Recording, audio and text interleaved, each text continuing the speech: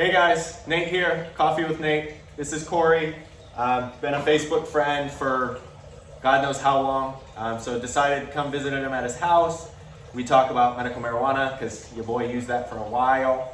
And then just found out he went through a divorce. I'm in the process of going through a divorce. So we're just gonna chat, shoot the shit, and we'll edit out some of the stuff I don't want on the internet. And then we'll kind of go from there. So here we go. So when did you get your medical card? 2018. 2018? That's same. Yep. I had mine, I worked at a mental health clinic, and they wanted me on a medication. I don't like pills. Like, that's my thing. I'm on a pill now, but it's just a mood stabilizer. But I got a medical marijuana. I got my card like that. Like, walked in, I was like, I'm anxious. She goes, here. And I was basically, like, I waited longer in the lobby to get the card than I did to actually, like, meet with her. And she just threw it out like candy. Mm-hmm. And I was like, all right, well, that was too easy. Right. And then there was one appointment, my follow-up appointment 6 months later. She goes, you know, there's a lot more in your script. You could get more. And I was like, okay, so you're trying to push more on me because you get kickbacks. Right. So where did you go for yours? Dr. Green, Relief? No, Okay. Dr. Jaffe. Okay. Some guy down in Benita. Okay. So, And then was it easy? Was very it? easy. Yeah. Walked right in. Told him I was anxious, anxiety. Yep, same. Had candy. Same. And they gave it to me. Yep. And I had to register with the state. And Yeah, you do the fee. It's like $300 when you have a car. Yep. Yeah, and mine, it was like you paid, I think it was $199 for the appointment, $75 for the registration for the state. So in total, it was less than $300. Yeah. And then I went to Certero Wellness. Where'd you get your weed? Truly. Okay. Yeah. And so I bought it there, and it was easy, like simple, and they were So like, back when I first started going to the dispensary, Truly, Yeah. they didn't have flour. and see, now they have flour. They got flour at the end of when I had my card. Oh, okay, yeah. Because I was doing the vape pens, Uh-huh. like that. At my peak, I was doing the 1 to 9 vape pens, so it's 1 part CBD, 9 parts THC, and I was going through those like candy. Because and that It was tastes like candy. it literally. And I was here at home this year during COVID, and so I was just sitting there watching the news and everything else. I'm like, I'm depressed, I'm anxious, smoke weed, and then it was having no effect because my THC levels were so high. Right. So it's like, you keep smoking, and I was like, I'm going to the dispensary more often, And they're like, yeah, we got this, and we got this, and we got this. Yeah. I was like, oh, all right. And then they got bud. And I was like, all right, let me buy some bud. And it was in like a little Yeah, a little like container. Yeah. And you had to break it open. Yep, you could get pre-ground, I was like, all right, so I'm basically buying street drugs from like these nice people in tattoos in a white building. I was like, cool. And then when you got yours, like, did you buy lots of amounts? Did you just buy vape pens? Or were I you? just bought vape pens. Yeah, because that was mine were all disposable. Right. And it was easy to just, all right, throw out the trash and next one. And I was buying like 6 at a time. Oh, so that's Yeah. like $600. Yeah, like this stuff added up quick. And my mentor, same thing. He said he went through $8,000 worth of weed in 9 months. And he said the only reason I noticed is because they made a statement about it, like kind of jokingly. Right. But he was like, oh, that's a lot. And that's what I wasn't spending that much money ever. But it went quick, and like money wasn't an issue, so it wasn't like I was worried about what I was buying. Right. But then I got on Prozac. I didn't tell my doctor I was smoking shit tons of weed, and she was a doctor that I used to work with at Elite. And so she was like, yeah, you've always told me you had anxiety and things like that. And she was like, obviously you're struggling. I wasn't eating. And it was like the only time I was eating was when I smoked. And I was eating a frozen pizza and ice cream. Right. So I looked like shit. I was tired. My skin looked like shit. And she was like, you look rough. I am rough. I'm like, I am rough. So she put me on an antidepressant. And then, so I was on both of those, so I was fine. And then I ran out. I was at the end of some bud that I bought. I was like, okay, I'm gonna stop smoking weed. And so I stopped smoking weed, and then the Prozac was like, whoom, drove me into a manic episode, and I ended up in DLC. Yeah. So, did you ever have side effects from it? Like, or you were just like, it's fine? Like, it was always fine. And how often do you smoke? Oh, from the time I wake up Yep. to the time I go to bed. Yep, I that was can't me. stop. That was me. I think it's because everything that I've been through in the last couple of years, all the trauma and stuff, and all the change, and like smoke more. Yep. So, and it's like I wake up in the morning, get my coffee, and then smoke your roll my blunt. blunt. Yep. And he's like, you roll your blunt in the dark. You're like, it's a professional. Like, I've done this 100 times. And that's kind of where I'm at with, as far as the roles go. Like, we used to be 50-50 as far as like, granted, I'm more controlling, so I'm just the structured one, and I'm kind of like, all right, we're doing this, we're buying a house, and I've kind of ran the last 9 years of our lives. And then the moment he tried to control everything, I was like, nah. And I'm like, no. Like, no. It's hard to adapt. And to change. Oh, yeah. And it was, because we went from 50-50 as far as relationship, as far as sex life, and all of that, and then it's transitioned to me being more submissive, and I'm not good with that. I want my 50-50, or I want to be more dominant, because my personality is dominant. And so I was like, okay. And I worked with it for a little bit, but the last 2 years, it's no. And I shouldn't have to beg you to bother.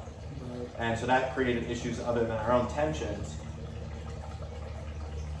And that, with everything, as far as my mental health, his mental health, because he's a cop. At the end of the day, like, you see some shit.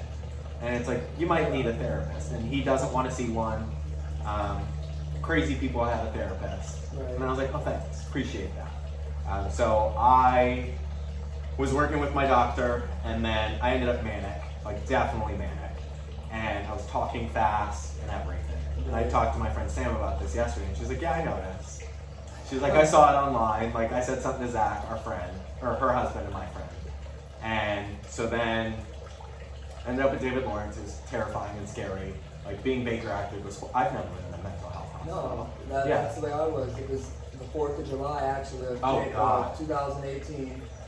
I was You're like, happy holidays. All I said at the hospital was I would rather die than to live like this. I thought I was dying. I got diabetes, onset. My boyfriend cheated on me left and right. Everything was terrible. What I'm going to get from that. Then I got type 1. At first I had type 2 diabetes, where I just take a pill. And that didn't work. So then I transitioned into type 1 diabetes. And I went back to the hospital. I was very sick, in and out of the hospital. And I was like, I'd rather die than to live like this. You looked thin a while ago. Yeah. Like, if I remember your page. I lost a lot of weight. Yeah, you look very thin. Okay. Because I quit eating all carbs. Okay. So yeah, because you look healthier now. So like I wasn't eating. Because you look very thin in your photos. I wasn't eating enough calories to like have a normal diet every day. That's what I was going overboard with the carbs, and the doctor's like, you have to eat carbs. You need that. So now I balance it all, and now 2 to 3 years later, it's fine. You know, I can mentally deal with it. In the beginning, no. Oh no. I had a point where I was training all the time, 5-6 days a week in the gym with a trainer. I was eating hummus and celery was basically my diet. Right. I looked emaciated because I was so obsessed with getting my abs back and everything else. I was like, oh, this is a problem. So it was like, I totally understand like the eating thing and like being way too thin and unhealthy about it. And I thought I was doing the right thing. Yeah, you're like, I'm eliminating the carbs and the processed sugar. I'm only eating chicken and salad every day. Every day I went to get Olive Garden, I would get chicken and salad every day. Yeah, that's not healthy. So I'll kind of go back to DLC. I had my manic episode at work, and then I was driving around because I always drive when I'm stressed out or if Jeff and I fight. Like, that's what I do. I like cars. I like to drive. Obviously, you own multiple vehicles, so you get that. The same way. Yeah. So I left the house after we were arguing, and I had done some weird things that day. Nothing dangerous. Like, I didn't put myself in any dangerous situations. But once I got home, he had called my doctor, and she was like, okay, I think you're manic. If Jeff will take care of you, I'll just put you on a pill for that night. And then the next day, I had a doctor's appointment to meet with her in person, and we show up, and I was fast talking. Like, this is my plan, and I'm gonna do this, and this, and this, and this, and this. And then I'm ambitious, so I will eventually do those things. Right. But when I was spewing it out, 10,000 words a minute, like, yeah, there was some issue there. So I ended up there. I told him he'll regret this forever. And granted, we're kind of here now, but it gave me 7 days to process my shit. And I made a list of things I wanted to do when I got out. And number one on the list was divorce Jeff. And that's what I did a week and a half after I got out. I was like, okay, I'm done. Like I've had my fill. I've wanted this for 2 years. And you both bowed out peacefully. It didn't go bad. No, it's bad. Like mine. It's sour. It's sour. It's sour right now.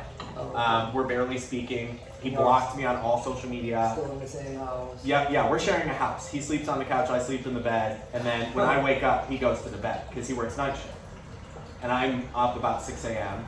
And so when I get up, that's about the time he shows up home. And we don't have a guest bed. I had sold the guest bed. I made it into a meditation room. So he sleeps on the couch for like a half hour or whatever, and then goes to the bedroom. And then I just go hang out with my dog and do my thing and whatever else. But yeah, it was toxic. It is toxic. The relationship was toxic. His family thinks it's toxic. They think I'm still manic. And I was like, I'm on a medication. I'm on 50 milligrams. I meet with my doctor. I have a personal trainer. I'm eating right. I'm doing everything I'm supposed to be doing. What you want to do. I was like, yeah, I wanted to do this for years. All the YouTube videos I watch are travel videos in tiny homes and everything else. I was like, this has been my plan. Even he knows this has been my plan. But I was married. And I don't want to just be single so I can go do this. Right. It's like, I don't want to be with somebody that doesn't respect me and thinks that they can control me. Because no one tells me what to do.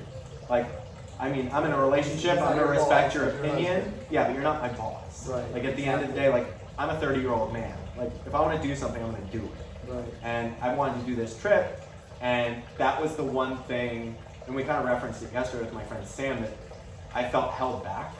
Even doing this, as far as doing these videos and meeting with people and doing a YouTube channel and my Instagram, which everyone's seen, like, I've been posting a lot more often, but it's part of having a social media presence and doing content creation.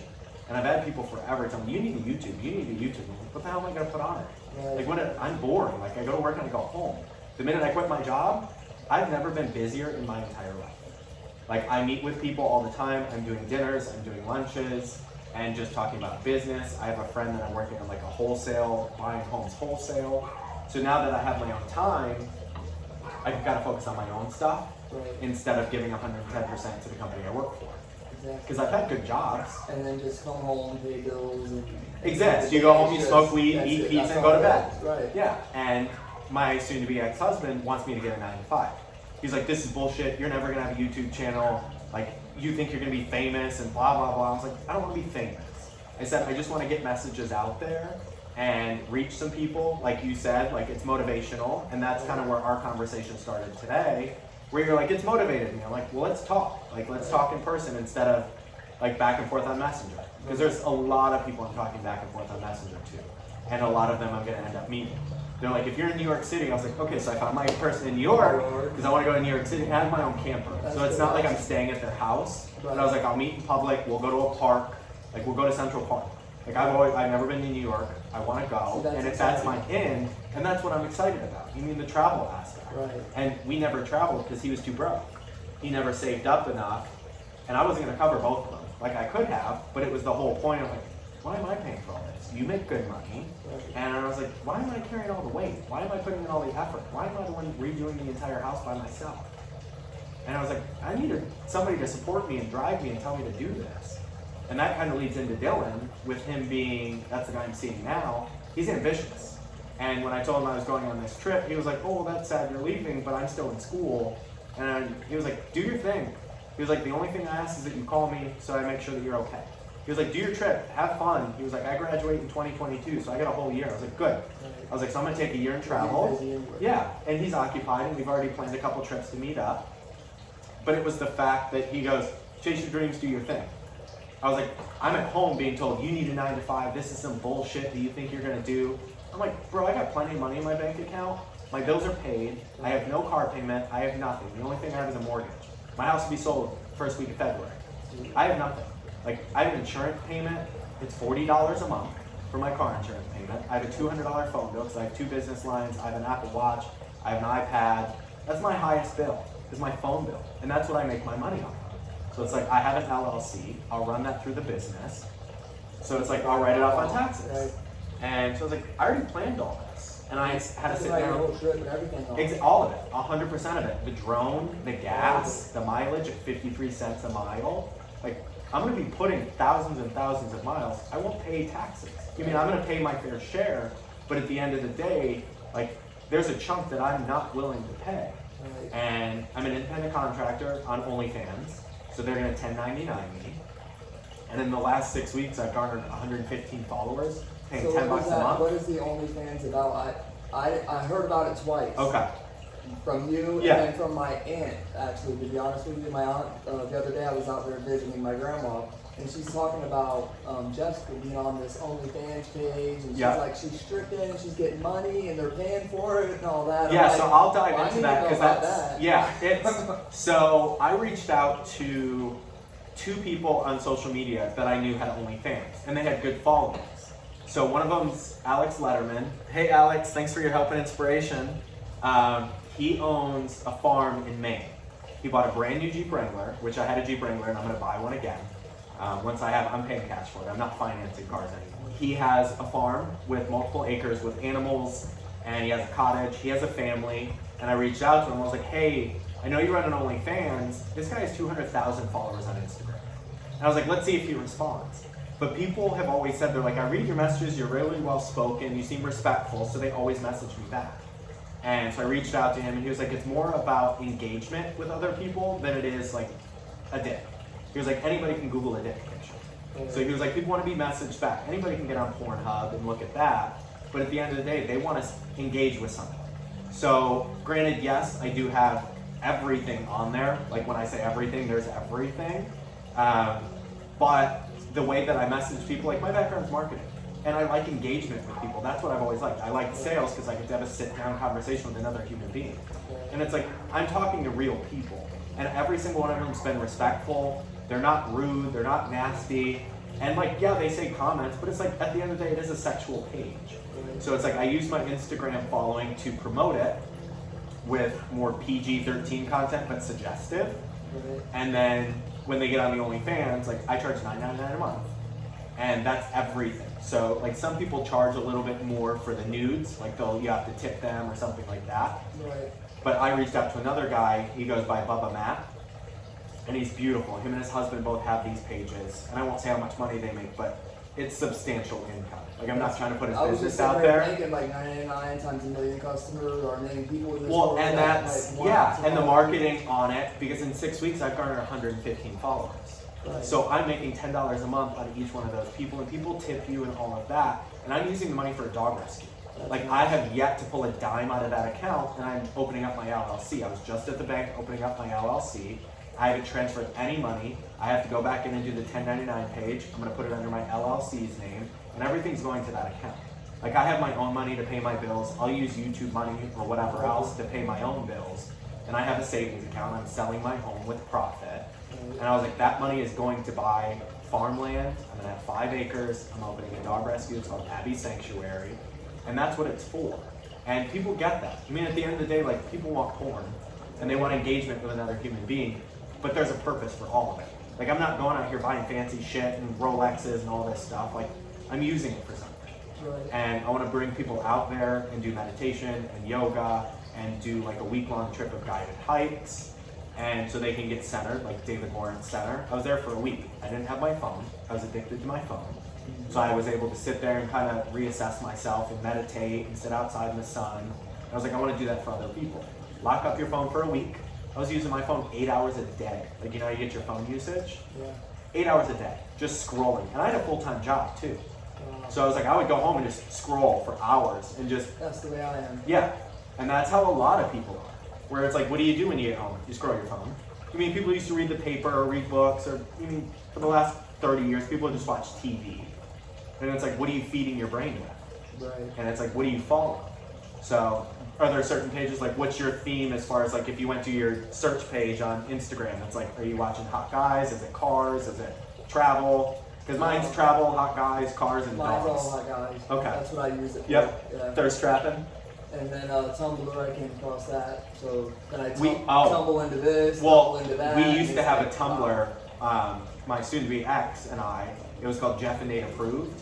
We had 80,000 followers on our page. Wow. And it wasn't us on there. Like, I would curate the guys, because I'm very picky, and so, especially about my porn.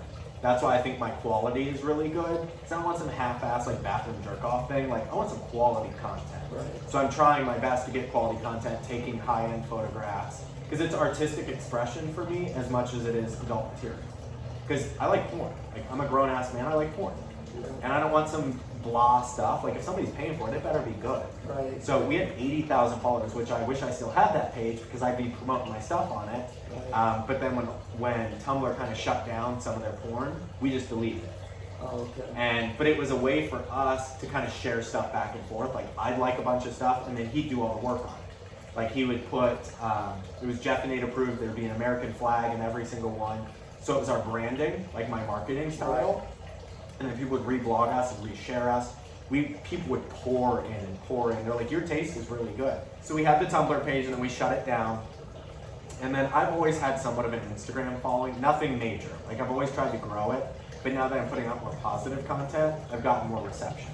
I mean, I'm putting out a daily video every day of like something motivating or whatever. Or a couple videos. Yeah. Yeah, there's more than one video a day. Like I'm posting Every more time than I go to scroll or it's grab me. my phone, it's Nate, right? Yep, And Nate I'm pops up first. That's why I was like, I gotta meet him.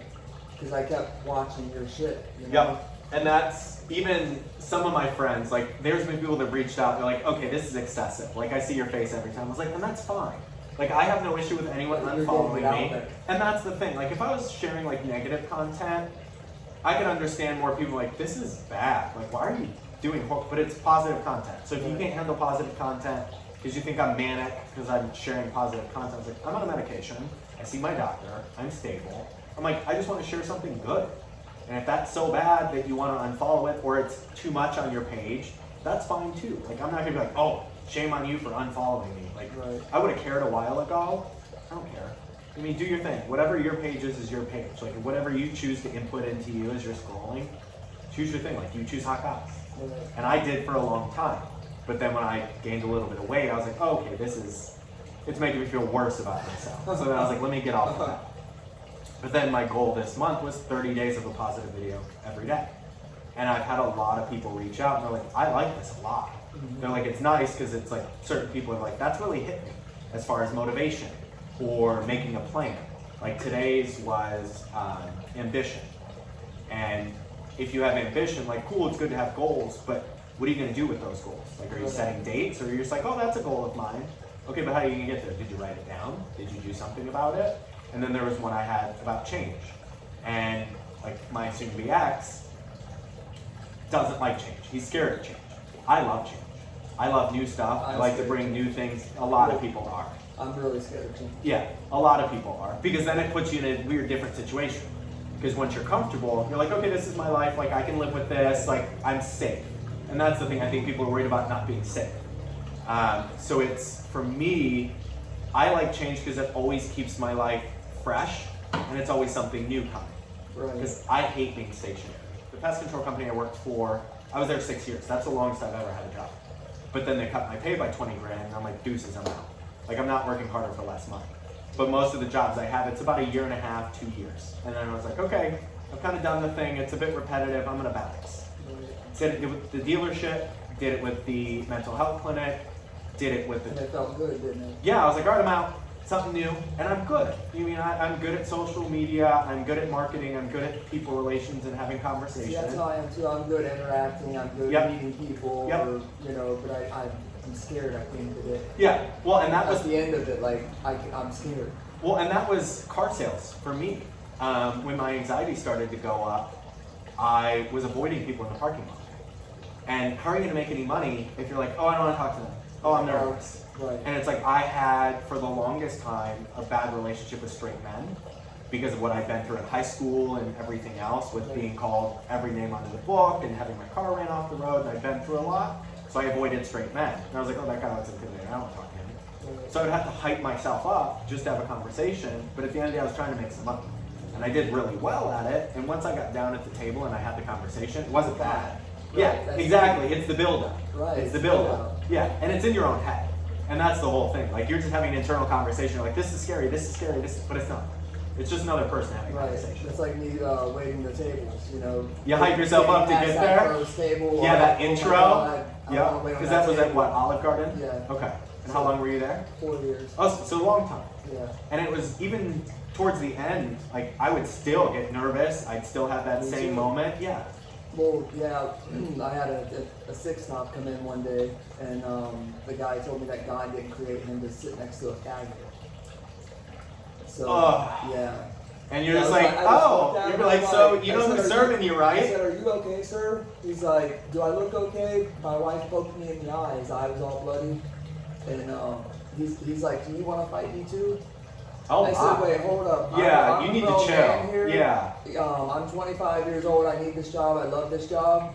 I said, we can fight at 11:30 tonight outside, and the manager's watching all this happen. They didn't even stick up for me and tell these people to get out. Yeah. So he's like, laughed it off or whatever. I said, but before we fight, is your two sons here going to be with you? So I know. Yeah, I'm going to get jumped. None of them spoke at all, just the dad. Because the dad was the aggressor, and the kids were like, oh, we're embarrassed. Yep. Is what he was. So probably still has a Trump flag on his car. So I had sent someone else out with their food. And then I didn't. You just tried to avoid the whole situation. I didn't fill their drinks because I didn't want to go back. Yeah, you're like, and I'm not getting a tip anyways. But at the end of the day, I'm the bigger person. Yeah. So the host comes running back, Joey. He's like, Corey. The guy said if Corey doesn't bring his drinks out right now, he's gonna take him out back and slit his fucking throat. Oh my God. What if the guy really would have? Yeah, well, and being a country person, like they could have had a knife anyways. Like he probably has a blade on him. So that made me really scared about waiting tables. Yeah. Stuff, you know what I mean? Mentally. Yeah, because then you're just like, oh great, this next table, like, is this one gonna take me out back and slice my throat? Oh yeah. Well, and I served tables at Bob Evans for a while, but that was like, I was young. I didn't care about anybody's opinion. I didn't care about anything. But as I got in my 20s, I developed more anxiety. I've been through trauma as a kid, so it kind of built it up anyways. But then it was, as I got older, I got more concerned about what people thought of me. I always dressed a certain way. I always made sure my shirt was tucked in properly. And even at the dealership, people notice. They're like, Nate, you're always tucking your shirt. Because I'm like, I don't want it all wrinkly on the sides and looking rough. Like, I'm presenting as I see myself. I'm my product. Like at a dealership, all the time. You have to sell yourself first. If they don't like you, at the end of the day, they're not going to buy a car. Like if they don't trust you or whatnot. Like I had a straight man tell me he bought the car because my eyes were pretty. And he was like, that's the only reason we're buying it. I was like, I'm pretty sure your wife fed you that, but I'll take it. Like car deal's a car deal, man. Like I need the money. Like if I'm not selling the car, I don't make any cash. So for me, it was always presenting your best self. And that's kind of where I'm at with all of this. Like my OnlyFans, it's whatever photos I look the best, whichever ones I feel fit my personality the most. Right. And so I was using other people's products to make money, but I was only getting a tiny cut. So at the end of the day, I was like, well, if I'm going to do this, like, let me do this. Right. And I was like, if I'm my own product, like, I have a personal trainer. I have a woman that does my Botox. I'm buying new shoes and new clothes to present. And the way I had put it to one of my friends, and she laughed at me, I need to be in a new car condition, not a used fair condition car. And she's like, really? I was like, I'm a car guy, like, give me a break. But I was like, that's how in my head, because I don't want to look rough and haggard. Like, who wants to pay for somebody that looks rough and haggard? Like, if you're paying a premium, you want a premium product. And so that's with my social media too, like with the videos. And I don't do multiple takes. Like, when you see that, that's one take and done. Like, I'm not sitting there, like, stumbling my words and doing another take or doing another take. I throw that phone up on my dashboard, I hit record. If I stumble a little bit, I stumble a little bit. Right. But it's real. I don't want someone to think that this is the curated me, because my social media used to be curated. It was very like, will this look well? What are they going to think when they do it? Right. Oh God, if I hashtag this, are they going to judge me for it? I'm like, I'm hashtagging OnlyFans, Insta-gay, gay fit. I'm like, wherever gets the followers, whatever gets the traction, at the end of the day, that's what I did for everyone else's business. I'm like, I'll do it for my own. Yeah. And it's generating money. And at the end of the day, the goal is to get money for this, so it's consistent money. And then I can use that to make sure that I'm buying dog food and leashes and repairing fences.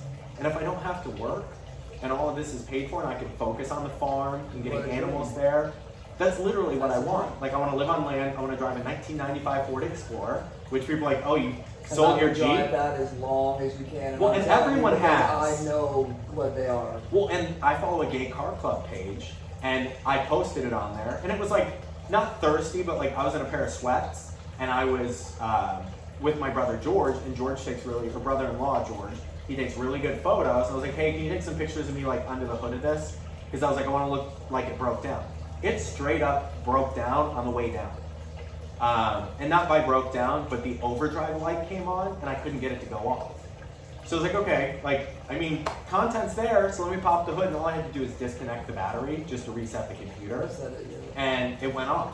But I told him on the way down, I was like, hey, can you take a picture of me with the car? Because I like the photos, I like my new car, and I wanted to show it on this page.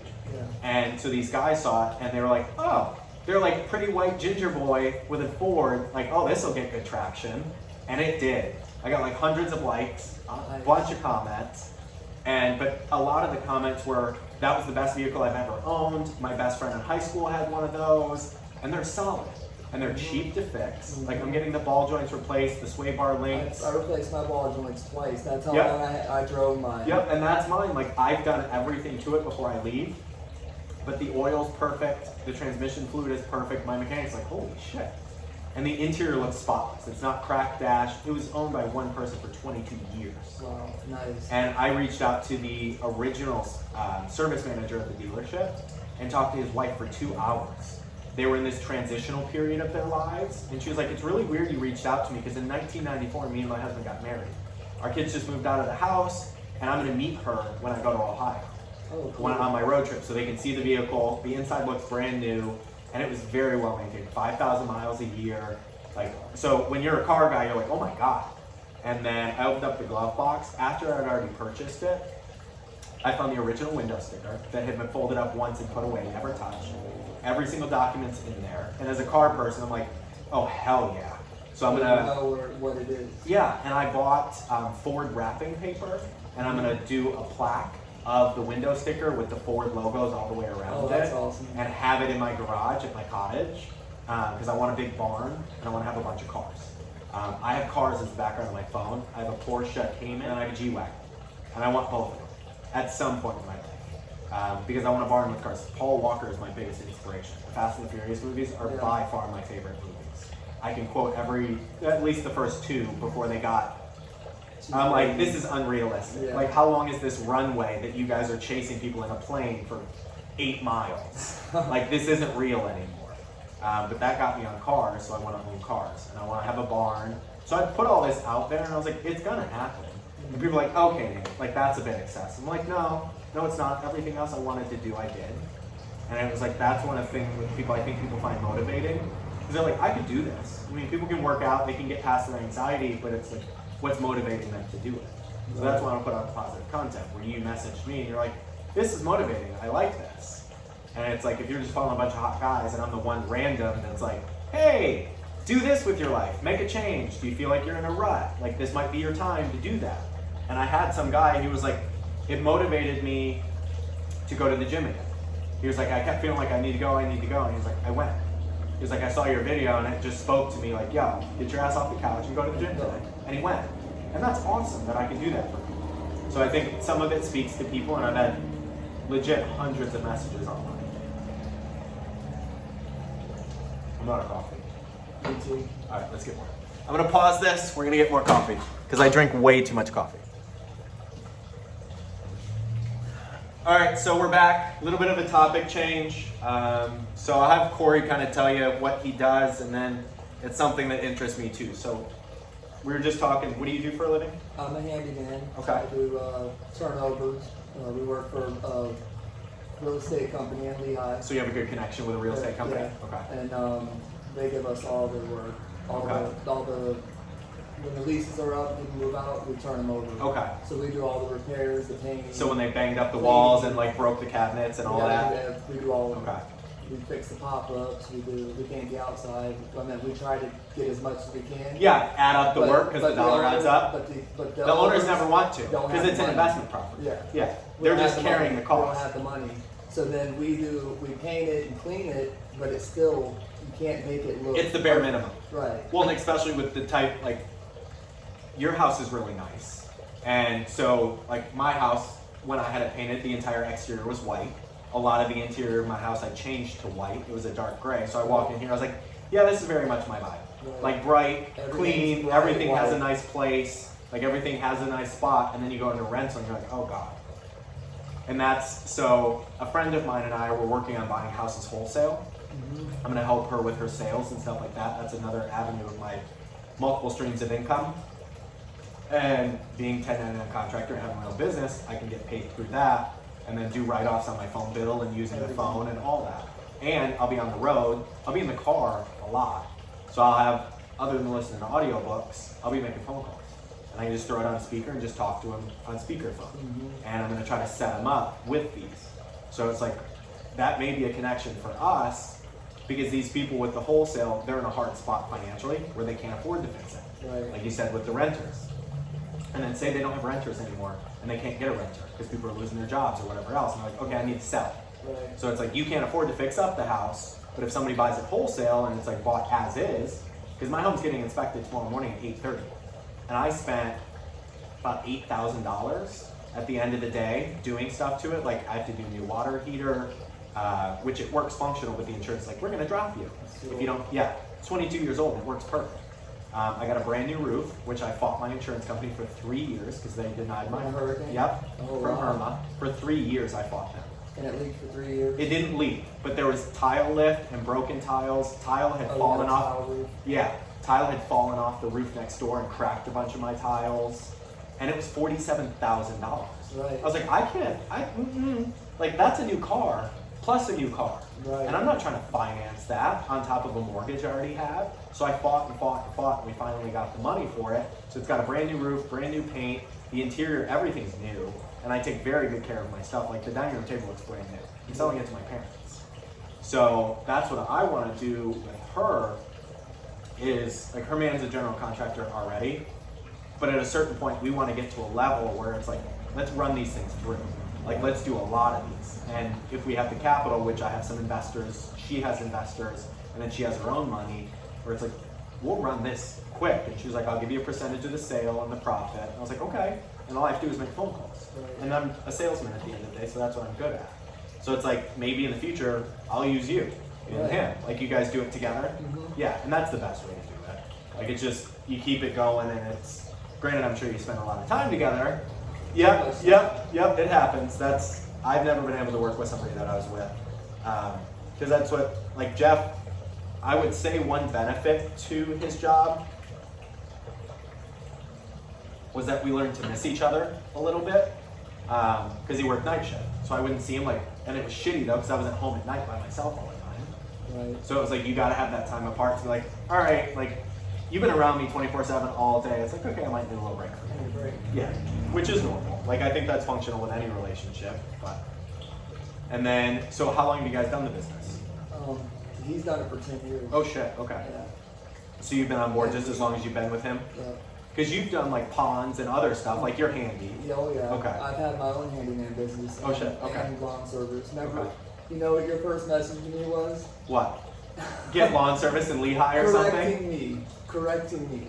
I was like, should I message him or not today? Or when I first messaged you and said I want to meet you, like, should I message him or not? Because he might be a little stuck up. Or, No, and I was hate thinking, that oh too. my God. Like, I feel bad because people do have a certain perception of me as far as, because I put certain things out on the internet and I was hanging around some people that have that image around town where they're like, they judge everyone and whatever else. Like, I come from nothing. He wrote me, you're like, hey Corey. I fixed your advertisement. This. Yes, Oh my because God, I'm such a an grammar idiot. Nazi. I am, and it's so, and I did it with the intention of just trying to help. Right. Because I was like, you're trying to run your own business, and like that's what I do for a living. I mean, I go in and I fix stuff. Like I do business consulting. When I worked at Elite DNA, I wrote a 2-page document about all the things she needed to fix visually. I was terrified to present it to her. I didn't know her. Like, yeah, she hired me, and she was. A friend of mine was my boss, but I was like, is she gonna be pissed? And she was grateful. And I was like, okay, like then I don't feel as bad because I don't want to tell somebody they have a bunch of problems and then they're like, who do you think you are? Right. So I I forgot about that. Yeah. Did you fix it? I fixed it. Good. Hey, then it Oh, works. I'm sure I fixed it. Yeah, you're like, If you send me a spelling message, errors. I fixed Yeah, it. spelling errors. Oh, that's funny. Oh God, that's so bad. Well, I'm glad you messaged me today, though, at least. Yeah. Because it was, I think, and that's a lot of anxiety with people too. They're like, well, what are they going to think if I message them? Because I used to avoid, like, there was, there's a guy, Brian Kaminsky. He's a photographer in Los Angeles, California. And do you know who Gus Kenworthy is? He's a gay snowboarder. Mm-hmm. He's beautiful. And Brian takes photos of him, and he's a celebrity, Gus is, in the gay community at least. And then Brian takes the style of photos that I love. They're adult, but it's tasteful. And so I reached out to him. And I was like, I'm gonna put this out there and see if he responds. Dude responded quickly. I was like, okay, let me get past this anxiety stuff. Let me reach out to some random people and see if they respond. I get good responses from people. I was like, I wanna do a photo shoot with you. Is that something you consider? And he goes, I'm doing a Boys Next Doors thing. And he was like, blonde hair, blue eye. He was like, hell yeah. So once COVID's over, I'm going to Los Angeles. I'm doing a photo shoot with him. Oh, that would be awesome. Yeah, and that's why I'm trying to get my body right. So when I show up, and I had sent him photos, because he was like, I need to make sure you're comfortable on camera. Like, I don't want to plan all this, and then you don't show up. And I was like, no, I'm good. Like, I have an OnlyFans page. Like, I ain't worried about what's out on the internet at this point. Right. And he was like, okay. And I told him, I was like, I need to work on my weight. He's like, no, I'm good with where it's at. I was like, well, I'm not. I was like, because if I get a certain angle, I'm like, yeah, no. Like, right. No on that photo. Like, no. And he may think it's the best one, because we're all our worst critic. And you take care of yourself, I assume. Do you work out? No. No? Well, you work. You do labor. Right. Yeah, you do labor. I paint, clean, I'm on my hands and knees. You're bending down, standing up. That's when I worked pest control, and I just posted photos in my pest control uniform on my OnlyFans. Yeah. I was ripped. That was in 2014, 2015, because I would go to the gym and lift. I didn't do cardio, because I was outside sweating my ass off. Right. And in Florida, you're dragging a metal hose and you're bending down in the bushes and you're standing up and you're on your feet all day. And I took a desk job, put on 35 pounds. I was 202 with a gut. I had a lot of money, but I felt like shit. And like New Year's Eve, I went out and I saw photos.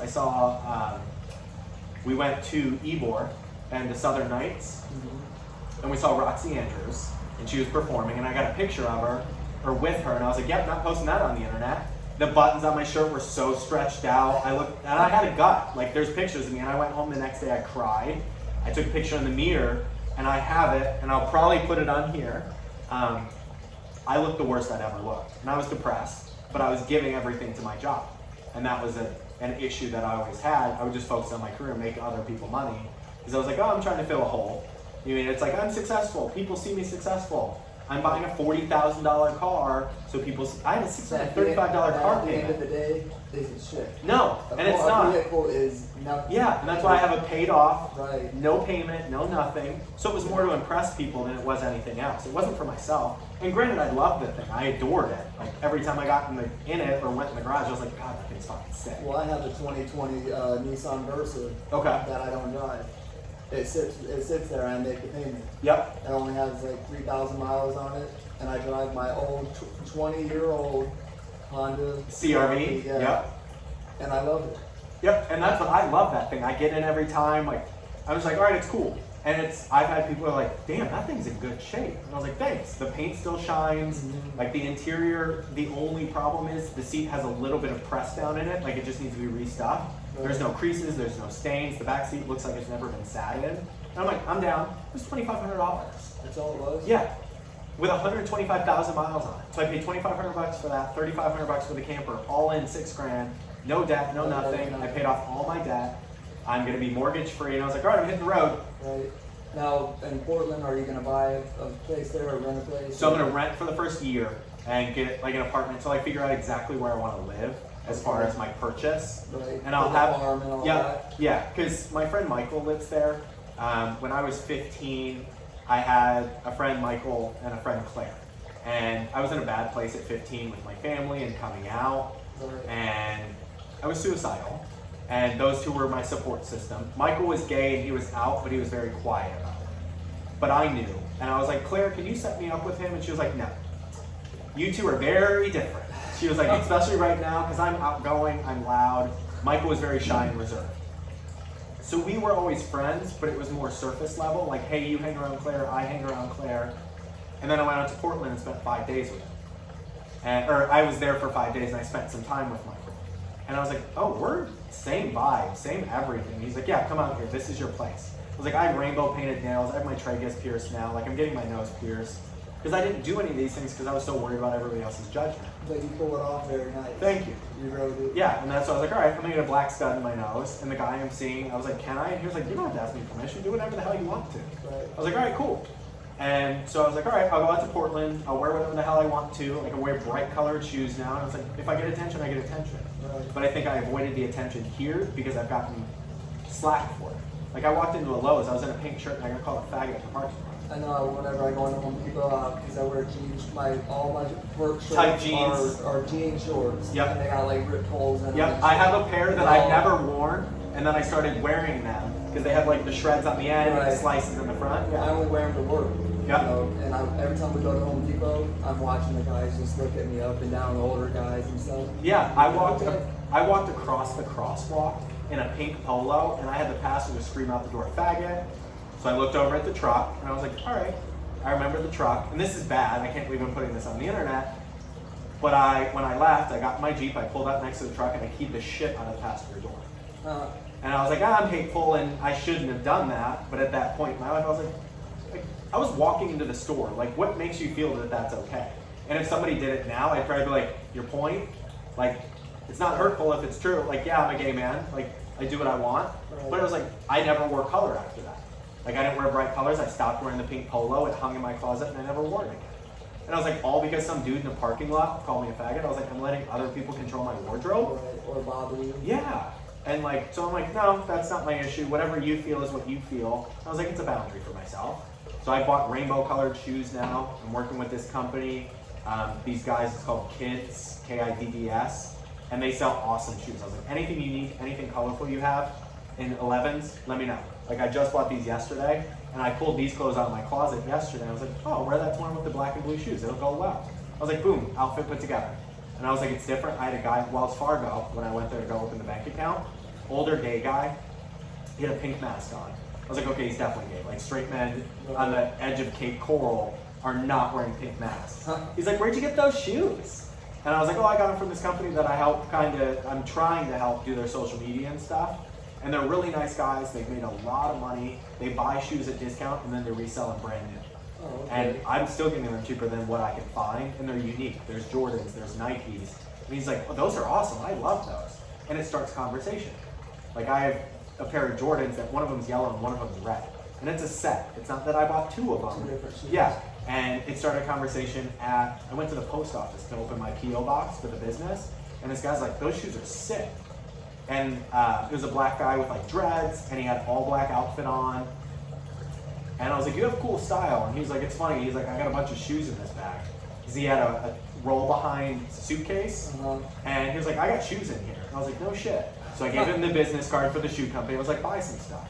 And I want to do some modeling with these shoes and build up some people as far as demographics, like black guys, white guys, Hispanic guys, tatted, not tatted. Right. I ran into a guy at Kiki's Cafe, face tats, arm tats, giant gauges, had a wife and a baby. So it's like, if I saw him on the street a couple years ago, I'd probably be like, holy fuck, like that dude. I walked right up to him. I was like, do you have Instagram? He was like, oh yeah. He's vampire something on there. And his shit's cool. Like he's artsy, and I was like, maybe I'll get some shoes on this guy, or maybe I'll meet with him and have coffee. Because now, let's start a conversation. Why'd you tat your face? Like, what tattoo started your face? And because I'm getting a sleeve starting on the 16th. The guy, Jamie, he's this British guy, he seems cool as shit. So I'm gonna finish my tattoo sleeve. I wanna be covered in tattoos. I don't want my neck, or my hands, or my feet, but I wanna be covered. Do you have tattoos? None? None. You don't want any? I wanted to get my last name down my side. That's literally what's on my side. My last name says Lewis in cursive. Okay, that's what I want. Yep. Well, my internet name's Lewinsky, but it is what it is. That's my legal last name. But I've gone by Lewinsky for 9 years. That's Jeff's last name and my last name put together. So it's Lewi, and then his last name's Sapansky. So it's the last three of his. And our friends Dan and Derek put it together. I was like, done. My dog's name is Abby Monica Lewinsky. I was like, all right, done. I was like, done and done. Because that's what I love, tattoos. And for me, like I'm getting my chest tattoos removed because they're nautical stars. When I got them, I went to the tattoo shop, and underneath they had this like plexiglass cover with a bunch of art and business cards. It literally said, have creativity, don't get this.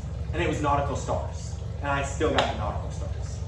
I was like, come. But I was 18. I had no creativity whatsoever. And it was like, this one I have history on. This one's 3 brothers and father. Like me, my brothers, and my dad all have the same tattoo. I have a leg tattoo with my dog Kylie that passed. I'm getting a leg tattoo with my friend Kyle that passed away of a heroin overdose, which I'll make a video about that. Watch that one. That one, he changed my life. He rebuilt my relationship with straight men. Because he just didn't judge, he was just a nice guy, he was just friendly.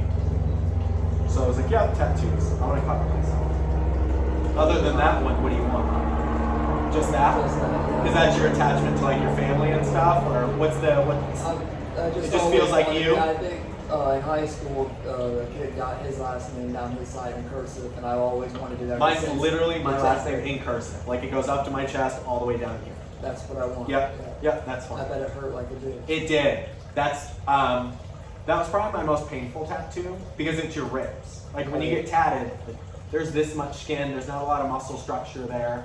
And when I was young, I didn't have any muscles. I was scrawny as shit. Like I was really skinny. So there was no muscle, nothing to kind of bear the weight of that. And it went up to my nipple, and now my nipples are pierced. So it's like, at this point in my life, I'm 30, like my pain tolerance is a lot higher. I just got these re-pierced a couple weeks ago. And the buildup in my head, I was like, oh my God, it's gonna hurt. I'm gonna cry in front of like this grown man.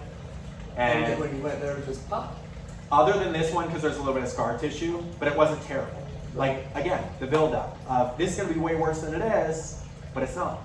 And so I got him pierced, and then he pierced my tragus, and I was more worried about getting my tragus pierced than I thought it would hurt. It was a little bit of pain, but he was like, does this hurt? And I'm like, no. And he was tugging on my earlobes, putting in these gauges. He was like, I was like, my pain tolerance is high now.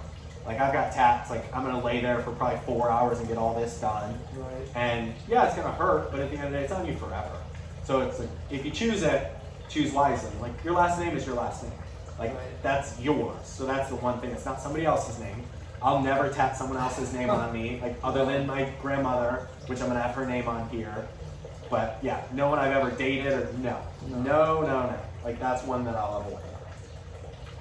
Because I like it. And I watch tatted up guys online and I'm like, yeah, that looks fucking hot. Like dude's got a giant chest piece and shit. I'm like, yeah, I'm not messing with that. Is really hot. Yeah, that's, well, and it's, I forget who I was talking to. My friend Josh. So Josh has a tattoo sleeve, and we were talking, and he's like, it's really cool when you go in and you meet people, and he's like, you'll have long sleeves on our jacket, and then you take it off, and they see your tattoos, and they're like, oh, damn. I was like, oh yeah. I was like, it levels it up a little bit. I was like, there's something about a guy with a tat sleeve. So as far as guys, like, what do you follow on Instagram? What kind of guys? Hairy. Okay, like men? Built, yeah, okay, so muscular, hairy men? That's what I like too. Yeah, I like a man's man. Yeah. And I've always said, At the end of the day, I like a man. Yeah, same. And that's how I am. I'm like, I'm gay because I like men. You mean everybody's got their own realm. Like I have one friend, I'm not going to name people in videos because I don't want them to feel some type of way, but he's more effeminate, he's a soul bottom, and that's what he likes. And then he has men that like that, and he's more effeminate. But for me, I'm like, I want a man. Like I want some muscular dude. And the guy I'm seeing is muscular, he's fit, he has a beard, and he takes care of himself. I'm like, at the end of the day, like, that's hot to me. Like if I'm gonna put effort into my body, like I don't want someone that's just thin and like effeminate. But to each their own, like everybody has their taste. This is the gay community. It's great. I'm grateful now at 30 that I'm gay. If you would ask me this 15 years ago, I fucking hated myself for it. But now I'm confident in it, and I'm like, yeah, I'm gay. Right. But it's exposed me to, like, there's a trans woman that you know, that I know. I won't throw up the video, but she used to work at TBL. Okay. You know what I'm talking about? And so she's very much herself. I'm very much myself now. And she's like, do your thing. Like, she has an OnlyFans page. And I was talking to her about it. She's like, do it. She's like, you'll make money. And that's what everyone I've talked to about. It's like, dude, you'll make money. Because I'm friendly. Like, I truly like genuine conversation with these people. Like, I like to talk to people. That's why I'm doing videos like this. And I'm going to meet all kinds of people. So it's not a sole purpose of like, let me make some cash off some randoms on the internet. Right. It's like, no, I'm engaging and having cool conversations and meet people that like cars and this. Like, this would have never happened if I didn't put myself out on the internet. Like, if I would have never posted motivational videos, you'd be like, that's that judgmental guy that told me to fix my work page. Like, All right, so this is getting kind of long, so I'm going to cut it here. I think him and I will talk about some stuff that we won't put on the internet because there's just certain things that need to be left off the internet. But I'll check in the next couple days. I've got some other stuff planned with some friends locally. I'm going to go to some park with a friend and kind of have some conversations too. So thank you. I appreciate your time. We'll talk a little bit more off camera. But thank you, Corey. Appreciate your time. That was fun. All right, bye guys. Take it easy.